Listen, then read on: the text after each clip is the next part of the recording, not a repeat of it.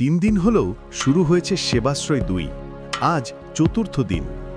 এই 3 দিনেই রেজিস্ট্রেশন করিয়েছেন 13,000-এরও বেশি মানুষ। ডাক্তার দেখিয়ে ওষুধ নিয়ে গেছেন প্রায় 8,500 মানুষ। 8,852 জন রোগীর নানান টেস্ট করানো হয়েছে এবং 436 জনকে উন্নততর চিকিৎসার জন্য রেফার করা হয়েছে।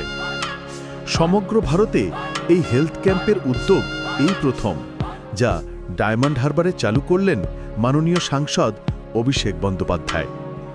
শুধু ডায়মন্ড হারবার নয়, আশপাশের জেলা থেকেও সেবাশ্রয় 2-তে আসছেন সাধারণ মানুষ, যেখানে বিনামূল্যে বিশেষজ্ঞ চিকিৎসকের পরামর্শ পাওয়া যায়।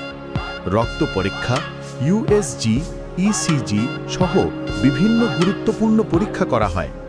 প্রেসক্রিপশন অনুযায়ী যত দিনের প্রয়োজন সেই ওষুধ নিখরচায় সরবরাহ করা হয়। টেস্ট রিপোর্ট দ্রুত হোয়াটসঅ্যাপের মাধ্যমে সুবিধাভোগীদের কাছে পাঠানো হয়। সেবাশ্রয় 2 জীবসেবায় মাননীয় সাংসদ অভিষেক বন্দ্যোপাধ্যায়ের জনদরদী উদ্যোগ।